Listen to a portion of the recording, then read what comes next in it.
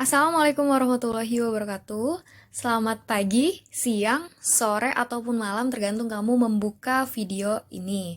Oke, sekarang kita akan membahas tentang soal PTS genap Mapel PPKN. Sebelumnya Ibu memohon maaf terlebih dahulu karena kenapa? Karena Ibu hanya bisa merekam video melalui HP. Sudah Ibu coba melalui laptop, cuma ukurannya terlalu besar, jadi lebih comfortable menggunakan HP. Oke, kita bahas nomor 1. Sebelumnya, dibaca terlebih dahulu soalnya. Bangsa Eropa memiliki semboyan 3G, yaitu Gold, Glory, dan Gospel. Dari pernyataan tersebut, apa yang dimaksud dengan glory? Oke, kita lihat dulu di sini. Ada gold. Gold yang berarti kekayaan dengan cara berdagang. Kemudian ada gospel, yaitu menyebarkan agama Nasrani. Dan yang ditanyakan adalah glory, yang berarti mendapatkan kejayaan dengan cara memperluas wilayah jajahannya. Jawabannya adalah B. Oke, lanjut ya. Lanjut nomor 2. Ini sebenarnya nomor 2 mengecoh ya, mengecoh kalian. Oke, kita baca soalnya. Beliau berkuasa pada tahun 1808 sampai dengan 1811, di mana kebijakannya membuat pribumi khususnya warga Lebak Banten sangat menderita dengan adanya kerja rodi, yang membuat jalan dari Anyer sampai dengan Panarukan, sehingga banyak pribumi yang kelaparan, sakit, bahkan hingga menyebabkan kematian. Siapakah yang berkuasa saat itu? Kita lihat di sini, ini sebenarnya fotonya, foto Van den Bosch nih ya, yang ini. Tapi di keterangannya ada nih, keterangannya mana ya? Kerja rodi. Berarti dicetuskan oleh Herman William Daendels. Oke, sekarang kita masuk ke nomor 3. Perhatikan kebijakan di bawah ini. Dari kebijakan di atas, yang manakah kebijakan yang sangat merugikan pribumi? Nah, dari sini pertanyaannya adalah merugikan. Kita lihat, edukasi apakah termasuk kebijakan yang merugikan? Tidak. Tidak. Kerja rodi apakah masuk yang merugikan? Ya, betul. Tanam paksa, betul. Kemudian irigasi juga bukan. Nah, karena pertanyaannya adalah yang merugikan, maka jawabannya adalah 2 dan 3. Tuh C. Oke, kita lanjut. Untuk yang ini bisa langsung dibaca soalnya, tidak perlu dibaca keterangannya. Adapun dalam kongres pertama, Budi Utomo membahas dengan tujuan, yaitu kemajuan yang harmonis antara bangsa dan negara, terutama kemajuan titik. Ini sudah dibahas ya di bab 4. Tuh. Jawabannya adalah A. Pengajaran, pertanian, peternakan, dagang, teknik, industri, dan kebudayaan. Kebangkitan nasional tahun 1908, di mana perjuangan bangsa Indonesia lebih diwarnai perjuangan untuk kepentingan nasional, bukan hanya kepentingan daerah. Sampai akhirnya berada di titik puncak perjuangan rakyat Indonesia, yaitu dengan proklamasi kemerdekaan pada 17 Agustus 1945. Sehingga sangat panjang umur perjuangan bangsa Indonesia melawan penjajahan. Maka diketahui berapa tahunkah jarak dari kebangkitan nasional hingga proklamasi kemerdekaan. Dari tahun 1908 sampai 1945. Jadi kalian bisa menghitung nih, jarak dari kemerdekaan atau proklamasi kemerdekaan sampai ke kebangkitan nasional, itu dikurang nanti hasilnya ada, yaitu 37 tahun. Dari pernyataan sikap positif yang berkaitan dengan nilai-nilai kebangsaan yang terkandung dalam Undang-Undang Dasar Negara Republik Indonesia tahun 1945, manakah yang termasuk nilai religius? Nah, soalnya seperti itu. Kita lihat. Percaya dan takwa terhadap Tuhan Yang Maha Esa. Betul. Nilai religius. Kemudian saling menghormati dan bekerja sama antara pemeluk agama dan penganut kepercayaan lainnya. Betul ya. Menjalankan hak dan kewajiban sebagai warga negara yang proporsional. Ini masuknya ke keseimbangan. Berarti salah. Saling menghormati kebebasan menjalankan ibadah masing-masing. Betul, masuk ke nilai religius. Mohon maaf, di sini ya, di nomor 4 ya, bukan di nomor 5 checklistnya. Oke, terciptanya undang-undang untuk meningkatkan kesejahteraan masyarakat. Ini masuknya nilai produktivitas. Jadi yang betul adalah nomor 1, nomor 2, dan nomor 4. Adanya adalah B. Oke, lanjut. Nomor 7, perhatikan gambarnya ya, perhatikan gambar, dilihat nih.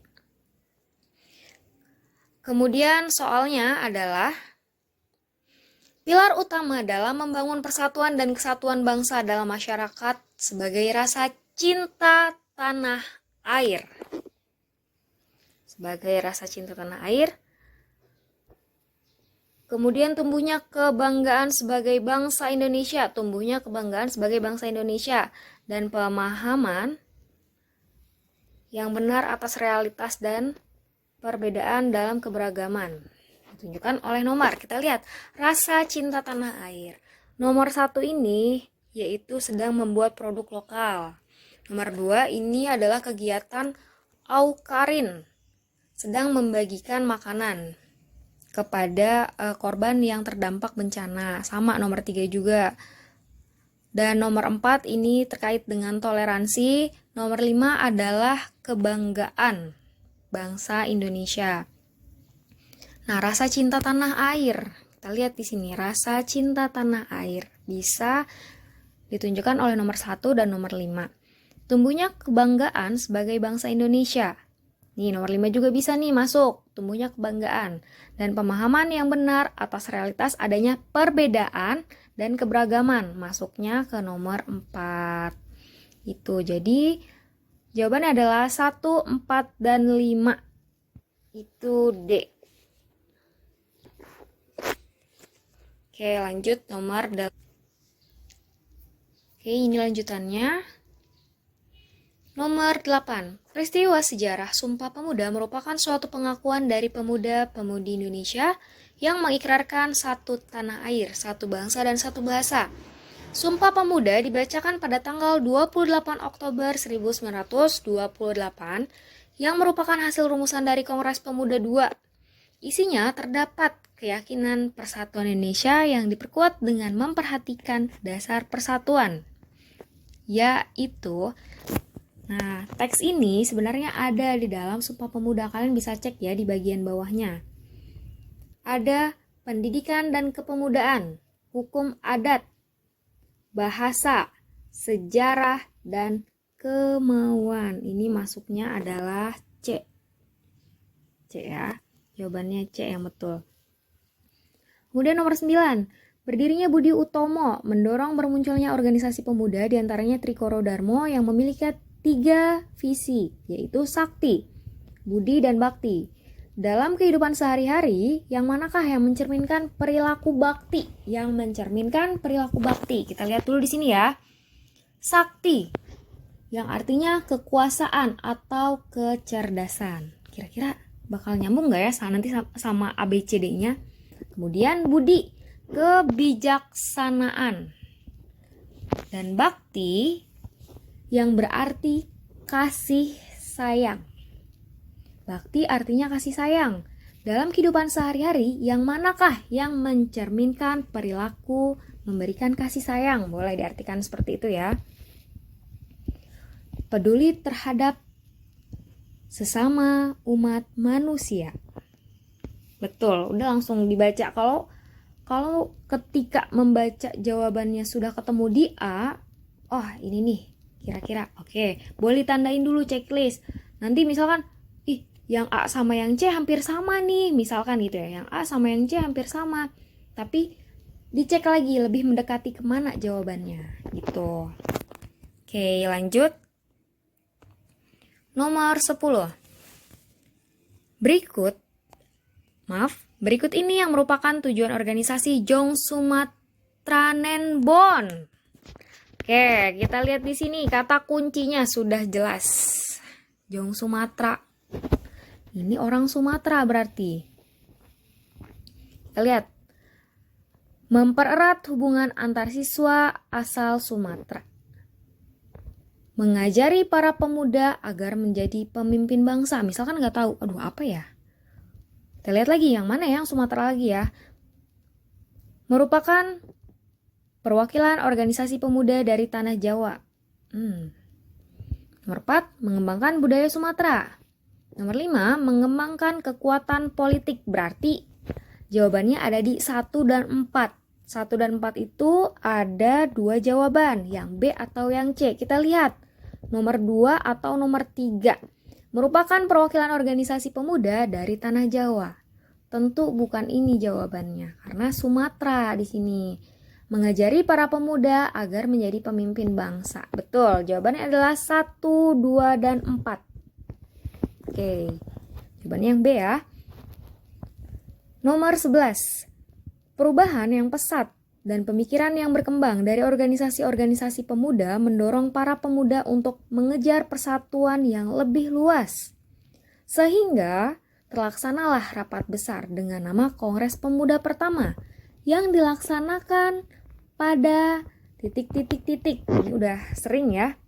30 April sampai dengan 2 Mei 1926. Nomor 12, dalam Kongres Pemuda 1 yang diketuai oleh Muhammad Tabrani dengan beberapa tokoh yang menyampaikan topik pembicaraan, diantaranya berbicara tentang kemungkinan masa depan bahasa-bahasa dan kesusastraan Indonesia yang disampaikan oleh titik-titik-titik. Nah, sebenarnya nomor 12 ini sudah Ibu berikan di PPT. Jadi, kamu bisa cek lagi kebenarannya. Siapakah yang menyampaikan kemungkinan masa depan bahasa-bahasa dan kesusastraan Indonesia? Ini dibacakan oleh Muhammad Yamin. Jawabannya adalah B. Nomor 13. Perhatikan pernyataan berikut. Oke, kita lihat dulu ya. Berikut yang merupakan hasil utama yang dicapai dalam Kongres Pemuda 1. Ingat, Kongres Pemuda 1 atau Kongres Pemuda pertama. Nomor 1, mengaku dan menerima cita-cita persatuan Indonesia. Betul nggak kira-kira? Betul ya, walaupun masih samar-samar. Menghasilkan rumusan Sumpah Pemuda. Ini masuk ke Kongres 2. Menetapkan bendera merah putih sebagai bendera kebangsaan Indonesia masuk ke Kongres Pemuda 2 juga. Kemudian nomor 4, usaha yang menghilangkan pandangan adat dan kedaerahan yang kolot. Iya betul. Jadi jawabannya 1 dan 4. 1 dan 4 ada di B. Oke, lanjut. Nomor 14. Perjuangan pemuda antara tahun 1927 sampai dengan 1928 berjalan sangat cepat. Kalangan tua dan kalangan muda merasakan bahwa suasana untuk bersatu sudah dekat. Selanjutnya, digagaslah sebuah rapat besar atau kongres kembali yang menghasilkan ikrar Sumpah Pemuda. Di sini ada clue-nya. Lihat tahunnya, sudah lewat ya, Kongres Pemuda 1 ya. Kemudian, rapat besar atau kongres kembali menghasilkan ikrar Sumpah Pemuda. Nah, dikenal dengan nama Kongres Pemuda 2. Bukan Sumpah Pemuda. Sumpah Pemuda itu hasilnya. Kongres Kenegaraan juga bukan. Apalagi Kongres Pemuda Pancasila. Bukan. Oke, nomor 15. Nomor 15 ini soalnya dari hal tersebut yang bukan merupakan penerapan dalam kehidupan. Adalah, ternyata nggak bisa nih dibaca soalnya. Kita baca dulu keterangannya. Pelaksanaan rapat kedua Kongres Pemuda 2 berlangsung pada Minggu 28 Oktober 1928 di gedung Ostjava Bioskop. Dalam rapat ini dibahas masalah pendidikan. Para pembicara adalah Purnomo Welan dan Sarmidi Mangunsarkoro. Mereka berpendapat bahwa anak-anak harus mendapat pendidikan kebangsaan. Lihat di sini ya. Anak-anak harus mendapatkan pendidikan kebangsaan. Harus ada keseimbangan antara pendidikan sekolah dan rumah. Serta anak-anak harus dididik secara demokratis. Ada 3 poin. Nah, kemudian dikaitkan dengan cara penerapan dalam kehidupan sehari-hari.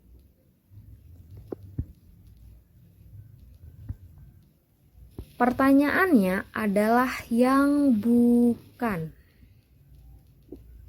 Mendapatkan pendidikan yang layak. Tentu, jawabannya betul. Orang tua ikut berpartisipasi mendidik anak. Betul ya? Keseimbangan antara pendidikan di sekolah dan rumah. Yang B betul. Kemudian yang C, melaksanakan demokrasi dalam kehidupan. Betul. Secara nih, serta anak harus dididik secara demokratis. Yang D, pemerintah fokus melaksanakan pengembangan dalam bidang ekonomi. Nah, jawabannya adalah yang D. Sesuai dengan pertanyaannya, yang bukan ya. Yang bukan. Nomor 16.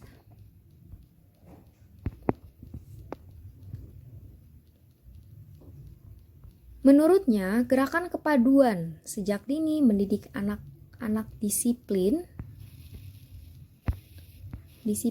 dan mandiri.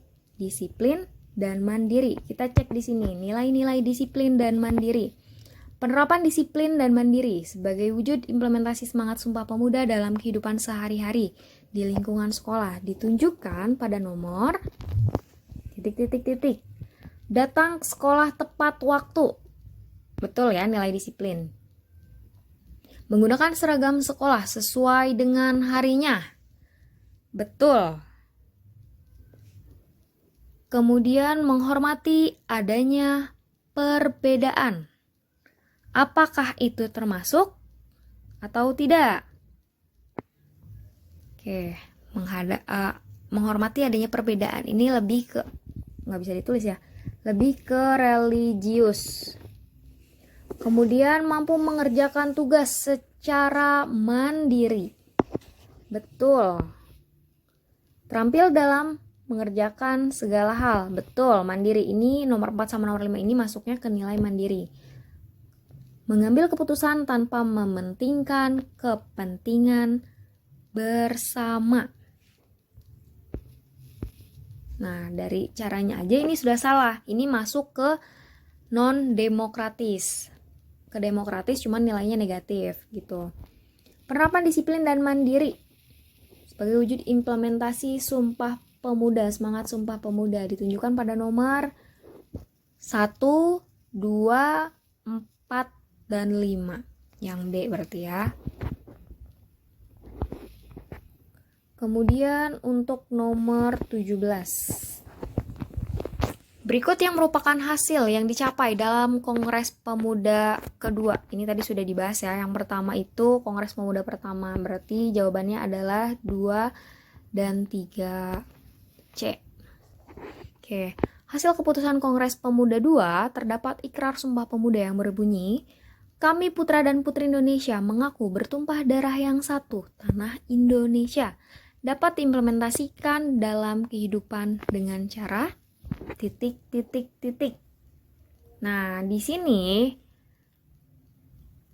sudah ada jawabannya sebenarnya, sudah mencirikan tanah Indonesia. Kita lihat dulu yang B dulu deh ya. Mengakui bahwa diri sendiri sebagai bangsa, ini masuknya ke bangsa. Menggunakan bahasa sudah jelas, mencintai tanah Indonesia dengan menganggap rendah bangsa lain. Oke, A sama D ini sebenarnya sama-sama tanah Indonesia, tapi lihat di sini nilainya adalah negatif dengan menganggap rendah bangsa lain. Nah, lihat di sini yang positif yang mana? Selalu mencintai, bangga, dan tidak melupakan tanah Indonesia. Aduh, nada ini jadi berubah gini ya, kayak nggak apa-apa. Oke, kita lanjut ya. Jawabannya adalah yang A berarti. Nomor 19. Hasil keputusan Kongres Pemuda II terdapat ikrar Sumpah Pemuda yang berbunyi, kami putra dan putri Indonesia mengaku berbangsa yang satu, bangsa Indonesia. Ini sudah jelas tadi jawabannya ya. Ini yang B. Oke. Pun sama dengan nomor 20. Menjunjung bahasa persatuan, bahasa Indonesia. Jawabannya yang C.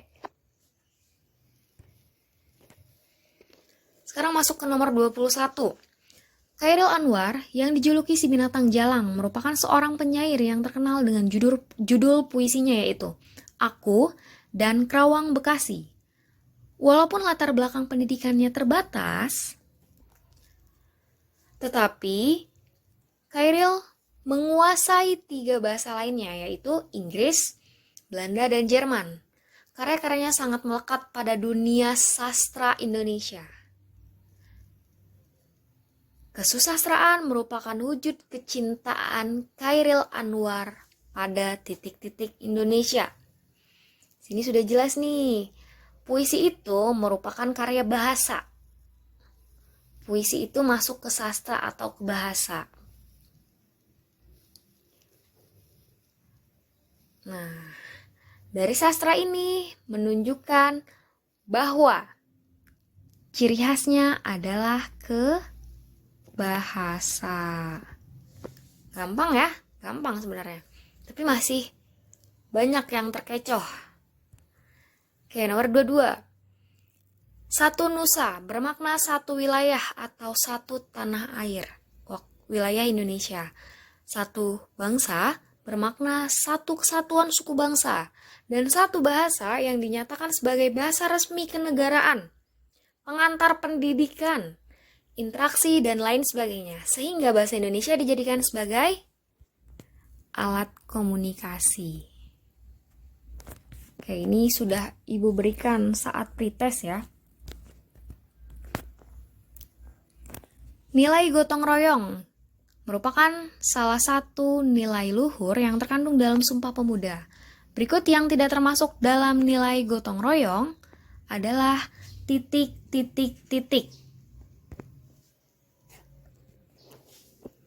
Oke, kita lihat di sini. Perhatikan pertanyaannya. Berikut yang tidak termasuk. A. Melakukan kerja bakti, membersihkan lingkungan sekitar rumah. B. Membantu orang tua atau orang lain yang membutuhkan. C. Membuat papan pengumuman di lingkungan. Nah ini bukan satu ya. A sampai dengan C masuk ke nilai gotong royong. Ya, masuk ke nilai gotong royong. Sedangkan kita lihat yang D, tidak memaksakan kehendak. Ketika diskusi kelompok ini masuknya ke nilai demokratis. Gitu. Lanjut. Nomor 24. Nilai persatuan merupakan salah satu nilai, langsung aja ya. Terlalu panjang soal ini. Oke, namun berjalannya waktu pemerintah perlu memperbolehkan tatap muka kembali dengan syarat, yaitu terbatas. Apa yang kamu lakukan dalam mewujudkan persatuan untuk melawan virus COVID-19? Oke, melaksanakan 3M. Ini untuk menghindari dari serangan nyamuk DBD, demam berdarah. Selalu memakai masker dan berada dalam kerumunan. Salah. Mengurangi mobilitas tanpa melakukan kegiatan yang efektif. Itu bermalas-malasan. Salah juga, berarti jawabannya adalah yang B. Melaksanakan 5M. Oke, lanjut ya. Bendera negara Sang Merah Putih berbentuk persegi panjang dengan ukuran 2/3 dari panjang. Bendera negara dibuat dari kain yang warnanya tidak luntur atau terdapat ketentuan ukuran. Berapakah panjang bendera Sang Merah Putih untuk penggunaan di lapangan? Berapakah panjang bendera Sang Merah Putih untuk penggunaan di lapangan? Di sini ada kesalahan teknis, yaitu Ibu tidak menambahkan di lapangan mana. benderanya? Apakah di istana atau di umum? Nah, Ibu tidak menambahkan ini, sehingga ini ada dua kemungkinan ya jawabannya, yaitu C. 120 cm sampai dengan kali 180 cm, dan D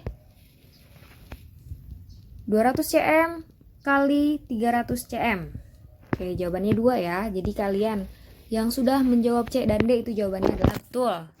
Karena Ibu tidak menambahkan apakah lapangan istana atau di lapangan yang umum.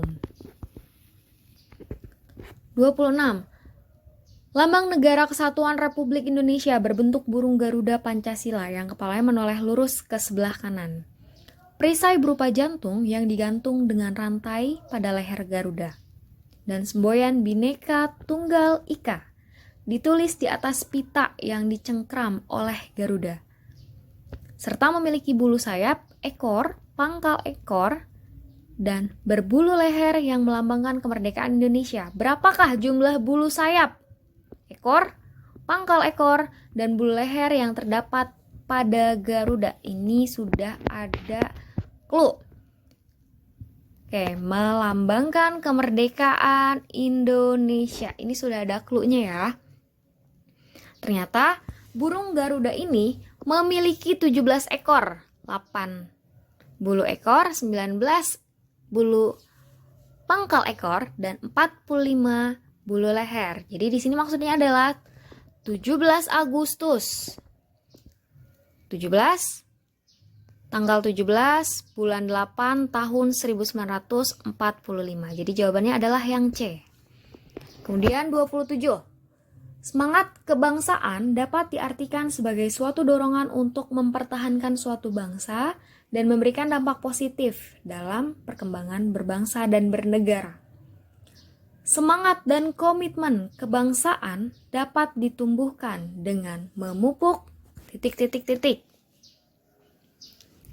lihat di sini, narsisme dan solidaritas.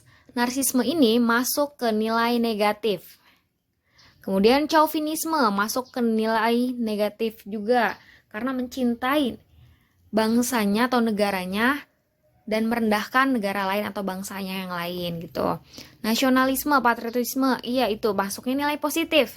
Nasionalisme dan religius masuknya juga nilai positif. Tapi di sini adalah semangat dan komitmen kebangsaan. Berarti adalah nasionalisme dan patriotisme yang C jawabannya. Nah, walaupun yang C sama yang D sama-sama positif nih, tapi dibaca lagi. Oke, kita lanjut ke nomor 28. Semangat dan komitmen kebangsaan Indonesia dalam melawan bangsa asing yang menjajah telah muncul sejak zaman kerajaan. Beberapa pahlawan yang berjuang dengan gigih melawan penjajah diantaranya adalah Sultan Ageng Tirtayasa dan Kitapa yang berasal dari ... Sebenarnya ini bisa dijadikan sebuah clue. Kalau kalian tidak tahu Kitapa itu siapa, nah Sultan Ageng Tirtayasa ini namanya lebih familiar. Jadi jawabannya adalah C, Banten. Nomor 29, negara Indonesia ialah negara kesatuan yang berbentuk republik. Tercantum dalam Undang-Undang Dasar tahun 1945 pada pasal 1 ayat 1 A ya. Kemudian nomor 30. Beberapa teknik lain yang biasanya digunakan Belanda dalam melancarkan aksi divide et impera adalah bla bla bla. Sehingga divide et impera sering dikenal dengan sebutan. Nah, kalian di sini bisa dilihat nih arti dari hasutan. Clue-nya ada hasutan, propaganda, kemudian desas-desus. Masuknya ke apa ya? Materi ini pernah Ibu bahas sejak di bab 4. Jawabannya adalah politik adu domba. Oke. Pembahasannya sudah selesai, kita ketemu di PTM selanjutnya. Semangat semuanya ya. See you. Wassalamualaikum warahmatullahi wabarakatuh.